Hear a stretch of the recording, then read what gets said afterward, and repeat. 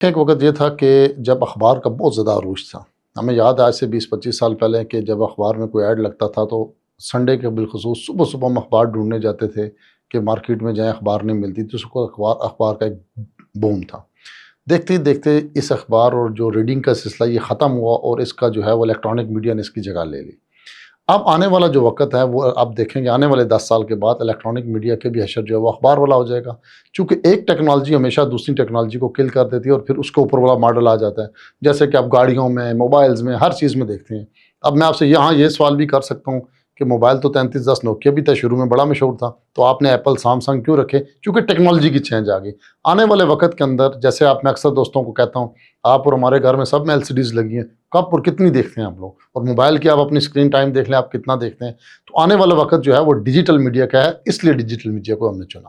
Electronic media کو لوگ اس لیے نہیں دیکھنا چاہ رہے کہ وقت جو ہے نا یہ بڑی بے رحم چیز ہے۔ وقت کے ساتھ ساتھ ہر چیز جو قدیم ہو جاتی ہے نا وہ آہستہ آہستہ کر کے اس دنیا سے ختم ہو جاتی ہے۔ آج سے 100 سال پہلے جو چیز چلتی تھی، جس کے پاس ایک کیمرہ آیا تھا وہ بلیک والا اور جس پہ تصویر بنائی جاتی تھی اور بڑا اس کو جو ہے نا وہ سمجھا جاتا تھا، پھر آہستہ آہستہ آہستہ آہستہ چیزیں جو ٹیکنالوجی آتی جاتی ہے دوسری چیزیں آٹومیٹیکلی انسانی نفسیات ہے وہ ختم ہو جاتی ہے۔ انسان جو ہے وہ بیسیکلی فیسلٹیز کا اور جو ہے نا وہ آرام جو اسے آپ کہہ لیں آسائش کا جو ہے نا وہ عادی ہے، تو جتنی اس کو قریب چیز ملے گی اس کو اتنا زیادہ جو ہے نا وہ فوکس کرے گا۔ اب جیسے پہلے آپ دیکھ لیں کہ آپ کہتے ہیں جی 9 بجے لوگ خبرنامہ دیکھتے تھے، فلانا دیکھتے تھے، اب ان کو پتہ ہے اگر خبرنامہ 9 بجے کا گزر بھی گیا تو میں اس کو دوبارہ ریپیٹ کر کے دیکھ سکتا ہوں، پہلے یہ فیسلٹی نہیں تھی۔ ڈرامہ گزر گیا تو اس کو ریپیٹ آپ کو یاد ہوگا ہمارے بچپن میں کہ یار وہ میرا ایک ڈرامہ مس ہو گیا، فلانا میری مس ہو گیا، دوبارہ ریپیٹ لگتا تھا تو اس کو دیکھنے کے لیے 2 دیکھتے تھے۔ اب تو آپ کے پاس ہر وقت 24/7 اویلیبلٹی ہے، کوئی چیز ہوگی آپ دیکھ لیں۔ تو یہ ٹیکنالوجی کی ایک ایسی چیز ہے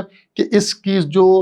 ڈیمانڈ ہے نا یہ وقت کے ساتھ ساتھ نئی ٹیکنالوجی خود ہی ختم کر دیتی ہے۔ کوئی بھی بزنس مین ہے نا اس کی اب یہ ضرورت بن چکی ہے۔ میں یہ نہیں کہتا کہ ڈیجیٹل میڈیا یا بڑے سے کوئی بھی پلیٹ فارم ہے، اس آج کے دور میں آپ کی کوئی بھی ایک پروڈکٹ بھی اگر آپ نے سیل کرنی ہے نا تو وہ بھی آپ کے میڈیا اور وہ ڈیجیٹل اس کے بغیر ممکن نہیں ہے۔ اب آپ دیکھیں بڑے پروڈیوسر جو ہیں، بڑے انڈسٹریلسٹ بھی ہیں، ان کو بھی مارکیٹنگ کی ضرورت پڑتی ہے، ان کو بھی ان چیزوں کی ضرورت پیش آتی ہے، تو وہ ان کے محتاج ہیں۔ اپنی ایک اربوں روپے کی پروڈکٹس کو جنریٹ کر کے انڈسٹری لگا کے اس کو پروڈیوس کرتے ہیں، لیکن جب ان کو بیچنے کی باری آتی ہے تو ان کو پھر جو ہے وہ میڈیا کی اور جو ہے وہ ایسے فیسز کی ضرورت ہوتی ہے جو اس کی مارکیٹنگ کر سکیں۔ تو میرے دل میں جو خیال آیا بیسیکلی وہ اس نظریے سے آیا کہ ہم کیوں نہ ایک ایسا چیز بنائیں جو ہم کل کو آنے والے وقتوں میں کسی بھی پروڈکٹ کو اگر ہم بیچنا چاہیں تو اس کے لیے بھی یوز کر سکیں، اور سب سے جو اہم بات ہے وہ یہ ہے کہ ہمارے ملک کے اندر جو ایک گہما گہمی کی ہے، تنقید کی ہے، تو ہم ایک ایسا پلیٹ فارم بنائیں جس میں ہر کوئی آ کے اپنی رائے کا اظہار کرے اور پاکستان کا مثبت چہرہ جو ہے نا ہم دنیا کو دکھا سکیں۔ ایسا نہیں ہے کہ ہمارا ادارہ کسی کے خلاف چل رہا ہے، بلکہ اگر آپ دیکھیں اس کی پوری پچھلے 3-4 ماہ کی ہسٹری تو سب سے زیادہ PTI کے لوگوں نے آ کے یہاں پہ جو ہے نا وہ اپنے جو ہے نا وہ رائے کا اظہار کیا، اور آپ ان سب سے پوچھ لے سکتے ہیں کہ کیا ہم نے کسی کو مجبور کیا کہ آپ یہ بیانیہ چلائیں؟ اگر ایک بھی یہ بات کہہ دے تو ہم مجرم ہیں۔ ہر ایک نے اپنی رائے کا اظہار دیا۔ بیسیکلی PTI اس وقت خود جو ہے نا وہ اندرونی اختلافات کا اتنا شکار ہے کہ وہ ایک اگر کسی گروپ کا بندہ آ کے ہمارے پلیٹ فارم سے کوئی بات کرتا ہے، دوسرا اس پہ اٹیک کرتا ہے، تیسرا پھر آٹومیٹکلی، تو یہ چیزیں ہوتی رہتی ہیں، یہ کوئی اتنی بری بات نہیں ہے، یہ ان کو کرنے دیں، وہ اپنی ہے، چونکہ ان کے اپنے اندر کی اتنی لڑائی ہے کہ اس لڑائی کو وہ شاید یہ سمجھتے ہیں کہ ان پہ تنقید کریں۔ جیسے اگر میرا دشمن کسی کے پاس چلا جائے، کسی کے گھر چلا جائے، تو میں کہوں گا یار تیرے گھر کیوں آیا، تو اس گھر پہ میں اٹیک کرنا شروع کر دوں، تو یہ تو ہمارے ایک معاشرے کی جو ہے نا وہ ایک فطرت ہے۔ اب کیا کر سکتے ہیں اس میں کہ بہت تھوڑے وقت کے اندر اللہ کا فضل ہے کہ ہم اتنی جلدی اوپر چلے گئے کہ ہر کوئی ہم پر بات کر رہا ہے، یہ اس کا کرم ہے، ہم اس کے علاوہ تو اور کچھ نہیں کہہ سکتے۔ یہاں دنیا میں بڑا ٹائم لگ جاتا ہے انسانوں کو ایک محنت کر کے کوئی پلیٹ فارم لا کے کسی جگہ پہنچاتے ہوئے، تو میں تو اس کو رب کا فضل ہی سمجھوں گا کہ ان کا فضل و کرم ہے کہ بہت تھوڑے سے ٹائم کے اندر جو ہے نا ہمارے کی زبان زد عام پہ آئے۔ مارکیٹ میں جو بات ہے کہ ہم کروڑوں روپیہ لوگوں کو دے رہے ہیں، اینکرز کو دے رہے ہیں، دیکھیں ایسا بالکل نہیں ہے۔ کوئی بھی ایک نیا پلیٹ فارم جو ہوتا ہے، جو مارکیٹ ہے، مارکیٹ کے اندر ہر چیز کا ایک ریٹ ہوتا ہے۔ اگر ایسا ہو جائے تو مجھے لگتا ہے اگر اتنے پیسے ہم دینے لگ پڑیں تو پھر تو سارے الیکٹرانک چینل بند کر کے ہمارے پاس ہی آ کے بیٹھ جائیں، تو یہ ایک جو ہے نا صرف تبصرے کی حد تک بات اچھی لگتی ہے، ایسا نہیں ہے۔ میں نے آپ کو بتایا کہ ہمیں جو سب سے زیادہ تنقید کا نشانہ بناتے ہیں نا وہ پولیٹیکل پارٹی کا، اگر ایک کوئی فگر کسی کا، ہر پارٹی کے اندر گروپنگ ہے، اگر وہ گروپنگ کا ایک بندہ اگر بیٹھ جاتا ہے تو پھر دوسرا اس پہ اٹیک کرتا ہے، تیسرا اس پہ اٹیک کرتا ہے، اس اٹیک کی ذات میں ہم بھی آ جاتے ہیں۔ آپ ہمارے پورے 1000 ڈیجیٹل میڈیا کے جتنے بھی اینکرز ہیں اور جو لوگ بھی یہاں آئے ہیں، آپ ان سے یہ بذریعہ خود پتہ کریں کہ کیا آپ کو ادارے کی طرف سے کبھی یہ کہا گیا ہے کہ کہ آپ یہ لائن بولیں اور یہ نہیں بولنی، یا آپ نے یہ نیریٹو چلانا ہے یا یہ نہیں چلانا. یہ آپ کو کھلا چیلنج ہے، کوئی بندہ بھی آپ لیں جس کو ہم نے اگر ایسا بالکل نہیں ہے. ہم نے کبھی کسی کو نہیں کہا، ہر بندہ آزاد ہے، وہ آ کے اپنی رائے کا اظہار اس پہ کر سکتا ہے. دیکھیں اگر آپ کو کوئی اینکر یا کوئی مخالف فریق آپ پہ کوسچن کرتا ہے یا آپ کی رائے کے خلاف بات کرتا ہے تو وہ اس کا رائٹ بھی تو ہے نا. اگر آپ کا رائٹ ہے تو اس کا بھی رائٹ ہے. اس نے اگر آپ سے بات کی ہے تو آپ اس کا جواب دیں، اپنے دلیل کے ساتھ اس کو سمجھائیں. یہ ایک ایسا پلیٹ فارم ہے کہ جہاں آپ بیٹھ کر دلیل کے ساتھ ڈائلاگ کے ذریعے ایک دوسرے کو قائل کریں، نہ کہ جو معاشرے کے اندر بار بار ایک لڑائی جھگڑا اور ایک تنقید اور عدم برداشت ہم کہتے ہیں اس کو ختم کیا جائے. فرحان ورک ہو گیا اور فیاض چوہان صاحب ہو گئے. ایک زمانے میں آپ دیکھ لیں فیاض چوہان صاحب جو تھے وہ بڑے فرنٹ لائن کے اوپر جو ہے نا ایک خاص پولیٹیکل پارٹی کے لوگوں کو بڑے ابیوزو جواب دیا کرتے تھے. اب اگر وہ ہمارے پاس آتے ہیں تو آپ دوسری طرف دیکھ لیں ہمارے پاس صدیق جان صاحب بھی ہیں، ہمارے پاس اور ایسے پی ٹی آئی کے پرو جو ہیں وہ بہت زیادہ لوگ ہیں. تو میں نے پہلے بتایا کہ یہاں ہر بندے کو اجازت ہے وہ آئے اور اپنی رائے کا اظہار کرے، اور چاہے وہ کسی بھی پارٹی سے رکھتا ہے، کسی بھی پارٹی سے اس کا تعلق ہے، اگر وہ کوئی دیتا ہے تو آپ جواب دے دیں. اگر فیاض چوہان صاحب کی بات پہ کسی پی ٹی آئی والے کو اعتراض ہے تو آج کل تو سوشل میڈیا ہے، ہم اس کو بھی دعوت دیتے ہیں، آپ آ جائیں، بیٹھیں، ان کے سامنے بٹھا دیں گے، بھائی آپ نے یہ بات کی، آپ اس کو جواب دیں. اور ہم کسی کو کوئی نیریٹو نہیں دیتے. یہاں جو بندہ آتا ہے وہ اپنی رائے کا خود اظہار کرتا ہے اور وہ کرنے کا حق رکھتا ہے. یہی تو ایک جو ہے نا وہ میڈیا کی خوبصورتی ہے. کسی بھی جج کے اوپر یا جسٹس کے اوپر کوئی تنقید کرتا ہے یا کوئی پارٹی کہتی ہے یا کہ جی مجھے آپ پہ اعتماد نہیں ہے، اور وہ جج اپنے آپ کو اس کیس سے الگ کر لیتا ہے، تو یہ اس کا بڑا پن بھی ہے اور قانون میں بھی اس کی اجازت ہے اور اس کو کر لینا چاہیے. دیکھیں اگر ایک جو متاثرہ شخص ہے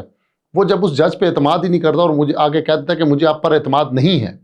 تو یہ قانون بھی اجازت دیتا ہے. اور اگر انہوں نے اور اس پہ انہوں نے اپنے آپ کو لاک کیا تو یہ بہت اچھا کیا ہے اور یہ کرنا بھی چاہیے تھا. میرے خیال سے عمران خان صاحب نے جسٹس عامر فاروق صاحب کے بارے میں یہ کہا تھا کہ جی آپ پہ ہمیں ٹرسٹ نہیں ہے، اور اگر انہوں نے اس کے بیان کے بعد یا کوئی بھی مجھے آئی ڈونٹ نو چونکہ میں نے پڑھا نہیں ہے نہ اس کو دیکھا ہے، اپنے آپ کو لاک کر لیا تو یہ کوئی بری بات نہیں، ایک اچھا عمل ہے. برا عمل یہ تھا کہ آپ کو کوئی تنقید کرے اور اس کے باوجود بھی آپ وہ کیس اپنے پاس سے ٹرانسفر نہ کریں. عمران خان صاحب کا سب سے بڑا مسئلہ یہ ہوتا ہے کہ وہ پہلے ہر چیز کو جو ہے نا وہ ایک بڑی مزاحمت سے، جسے دیسی جماعت میں جھٹکی کہنا، کہ پہلے وہ بدماشی نہ منانے کی کوشش کرتے ہیں کہ میں پہلے اب ڈنڈے کے زور پہ کسی چیز کو مناؤں. جب وہ نہیں ہوتی تو پھر اس کی سیکنڈ کیٹیگری میں چلے جاتے ہیں، جب وہ نہیں ہوتی تو پھر آخر میں آگے کہتے ہیں جی مذاکرات کر لیں. دیکھیں جو پولیٹیشین ہوتا ہے اور جو لیڈر ہوتا ہے نا وہ دور کی چیز سوچتا ہے، اور دور کی جب چیز سوچتا ہوتا ہے تو اس کو پتہ ہوتا ہے کہ اس کے نتائج کیا نکلیں گے. میں آج مصدق ملک صاحب کا کوئی بیان بھی دیکھ رہا تھا کہ انہوں نے کہا آئیں جی بیٹھیں ہمارے پاس بات کریں. اب یہ ہے کہ جو چیزیں 9 مئی کے واقعہ ہونے سے پہلے اگر عمران خان صاحب بیٹھ جاتے تو کچھ اور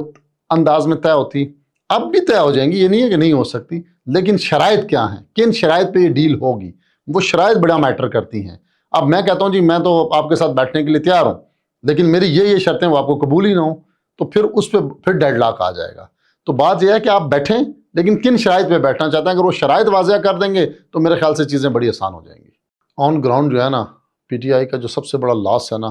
جو ان کا ٹکراؤ کا مقابلہ ہے، وہ نون لیگ کے ساتھ ہے. اگر خان صاحب ڈائلاگ کر کے کسی بھی صورت میں باہر آتے ہیں تو یہ سب سے زیادہ ٹف ٹائم نون لیگ کو دیں گے. پیپلز پارٹی کا جو ووٹ بینک ہے اور جس ایریا تک محدود ہے ان کو پتہ ہے، اور وہ وہاں سے ہلتا نہیں ہے. جیسے ابھی 3 دہائیوں ابھی تیسری دفعہ کے پی میں پی ٹی آئی کا بنا تو یہ ایک مائنڈ سیٹ بن چکا ہے. ایسا کہ سندھ تک ان کی جو ہے نا وہ ہے، ان کے ووٹ کو خطرہ اتنا نہیں ہے، تو اس لیے وہ ریلیکس ہیں. اب جن کو خطرہ ہوتا ہے وہی آ کے میدان میں بات کرتے ہیں، بولتے ہیں، ساری چیزیں کرتے ہیں، تو یہ بے چینی تو بنتی ہے، اس میں کوئی دو رائے نہیں ہے. اس وقت جو ملک کی حالات ہیں، کسی کو بھی غریب کی کوئی پرواہ نہیں ہے. اس وقت ایک متوسط طبقے کا بندہ بھی پریشان ہے. غریب کو تو آپ بھول جائیں نا، اس بیچارے کے پاس تو مرنے یا مارنے کے علاوہ کوئی دوسرا آپشن نہیں ہے. متوسط طبقے کا بھی بہت برا حال ہے. نہ حکومت کے پاس، نہ ہی کسی ریاستی ادارے کے پاس، نہ ہی کسی کے پاس اس کا کوئی آگے فیوچر پلان نظر آ رہا ہے کہ بھئی ہم اس مسئلے کو حل کیسے کریں گے. وقتی طور کے اوپر وہ جیسے آکسیجن دینے کے لیے یا آپ کی جسم میں کہیں درد ہو، سر میں درد ہو، تو آپ فوری طور پہ پین کلر کھا کے وہ وقتی ریلیف آپ لے رہے ہیں، اس بیماری کو نہیں ختم کر رہے کہ یہ درد پیدا کیوں ہوا. تو ابھی تک پورے کا پورا پاکستان بدقسمتی سے جو ہے نا وہ پین کلرز پہ چل رہا ہے، وہ اس بیماری کو ختم نہیں کر رہا. اور اس بیماری کو جب تک آپ ختم نہیں کریں گے، دن بدن ایک وہ وقت دور نہیں ہے کہ آپ کے ملک کے اندر خانہ جنگی شروع ہو جائے گی اور آپ سے پھر کنٹرول نہیں ہوگا. اور اس کی سب سے بڑی وجہ جو ہے نا وہ یہ غربت ہوگی، اور لوگوں کے وسائل نہ ہوتے ہوئے ان کے اوپر جو ہے نا اتنا بوجھ ڈالیں گے تو آخر کیا ہوگا، ایگزاسٹ ہو جائیں گے لوگ.